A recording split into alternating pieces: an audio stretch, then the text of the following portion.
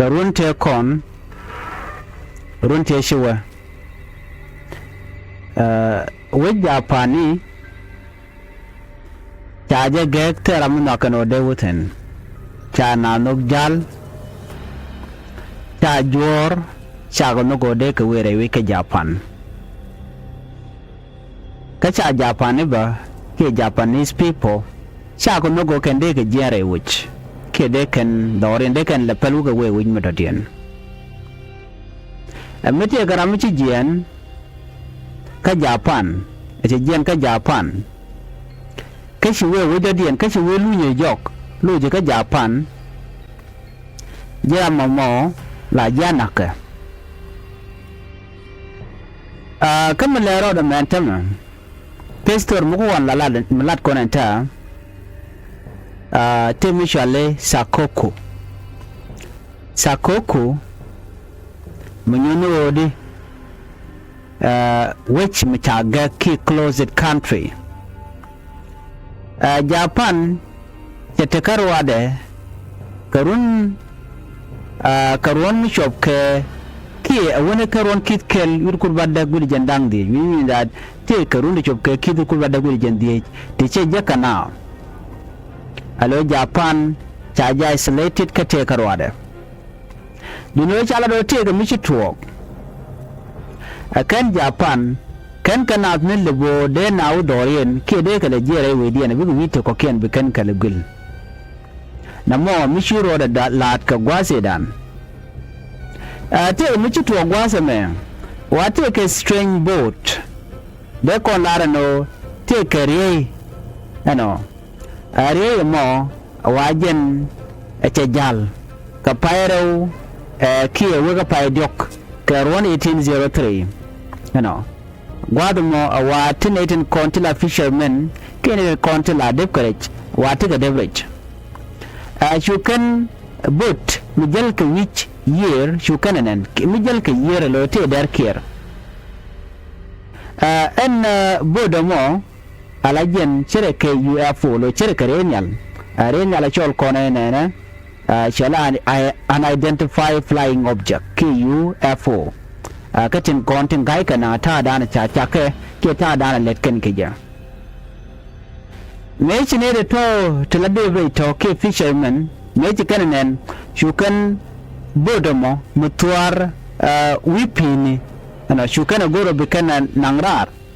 shukana nangwa danin tukutin alabot gaye na ta dana cha design kija ke jo dana chalat gente ka tado dien meteka je en bodomo ke report ana chalat ke kistor minan tikan lat gwasame awatande ladje ka jen katande lat ke je ka glass ke nene en bodomo yaje cholono utsoro bune no all boat are but kana mo wate ga shek mitrede shega mo yengarede ka shwa bu da mo shware da shwa jalab kanatin konin te wana mo netin kon tin like commandant and la roda you can boot you can lab and wana mo shuka shek you can jigrede ka jen mana chalat shega mo wajen te ga taro dien take a strange look step them and take it wajen better take 5 feet ala better winyal la better kan ni chunga ke winyal wa better a ditch wajen take ringbo amide laro no ring koy wa mem ka mem to dare wa tu mem ka wa de lar no chere ka te bor so chajo mo chajalari no ki stur me ran chore lat ne de walar kan chere me ram chore book ke powder ki le ri ram mo mitiga mim to kwal wajen ya dan titin ana wa ke box ke sandung matot murama krore kel and sanduku mo wa take 2 feet long better a better binyal te de color no na take mi tam ga ka baru take 2 feet wa lugo jeno dere je kamna ke lugo jeno de je let go ka jodan chalat gwasa mo chalat ro jen tere boda are boda min antetin wa de kwantetin ka piu ticketin ba waje leri shi ramu chodor yale ka ku jal ko gwadran wetin dio jenana ere na moka wate ke symbol iti cha gor ka guardian re poinria dan keyboard dan jelkan kaja man jale kaja en bu cha gor ka gwarmu de dien mi chalo de cha jangach wate ramde je understand ka ta dan cha gor kaja waji chigo no der roch kana to go like je cha jangach atung magaina anere konte kap ko je kete kwanke bode wato go like je chikaneling chakan kuni mandana lade ka kuje moni chona gayelong wacho te ke diet kellere wujmo michi te ke similar story ke chere in the same way dana dong be ke je wacho ala do nene goye no enyama me dong da la de cholde kono chono a princess kenya kwar mi be wido dien dong jen go the barrol tin dong ara mimo mi cha kwen ko la bare rode chelo no ba je kwen chora ko la bar we dien mi no di dong de ji mi jin cheke jin nyal de ji mo ke wut mi dong de ji kwen ka jin go lo wud mo wudan de ji kwen dong jen ta ran cha gu ke je mi do jen bara rode ko te ga wudo dien noka dindo lo ka jen o jen lo jen o ba je kwen wudo mi me ye chugu na broda bar mi chit kana mo en wudo dana dong go ke jen o shi ke wudo dana shi da kwen na men lo ka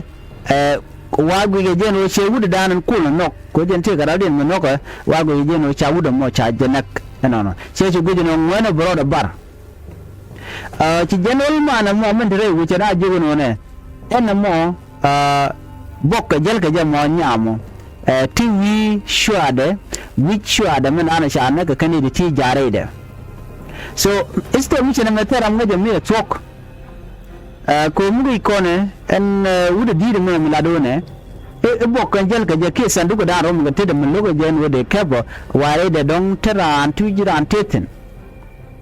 chwagu jeno na me story mu dong shake clear an gwada mo awachu kana nyoko mu okane yer ko tina dwal kaje kace no no ba box and dan trade men kisa ndugo rom ga tebe ba janen chwawa giran gwada mo cho nyoko der kier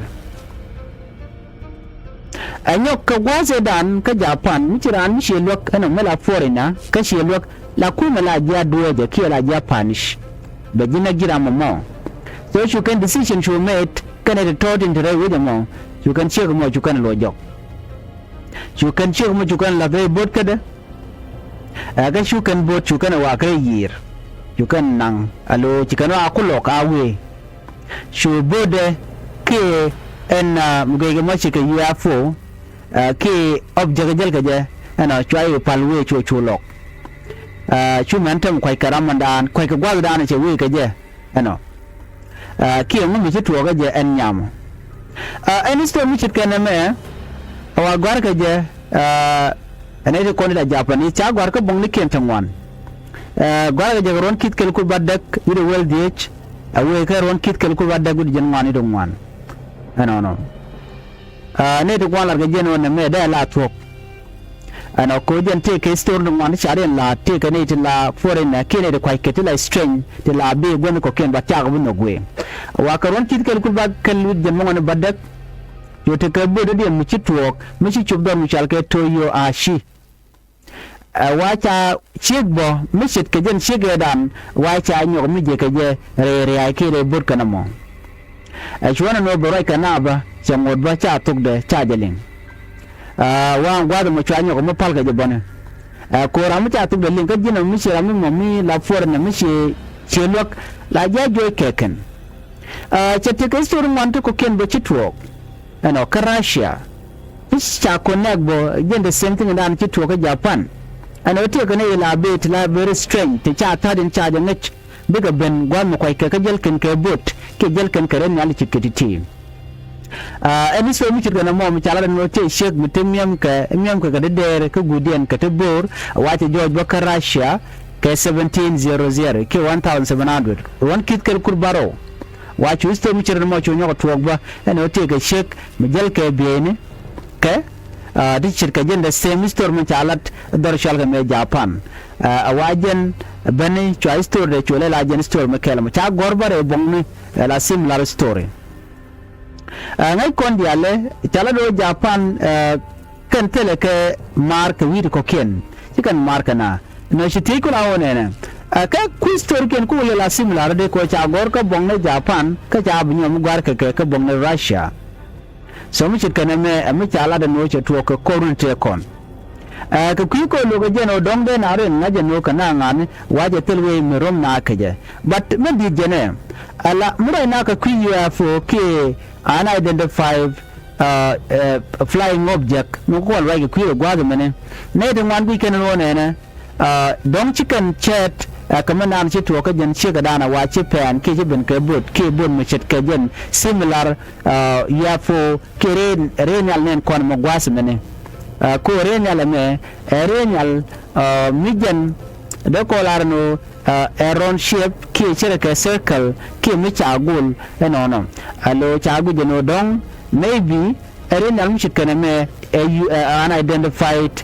flying object chirkare ne konan labe ke strange renal den konan la pen ke la nen karo nyal jelken chaturu mane achu nung torko goten kon ke we dan dong shet kenediti ko chagu jeno okay mi chagu jojo gwano ne titi ke mendela betini ka bi pen ka chalu den cha ngach maybe don go jeno ken potential ke alien kan ka le ke ga na ba tibe win modern ta cha ta dan te ke cha ngach ba da washi ka peer ke ti ga George ka gwase dan metin na maybe de ko lar no gwat ko te kon ke te kwai ketin kon lat ko rodin ko de kon ngai ketun wan long ka ji America akane den kon ngai ketin kon lat ko rodin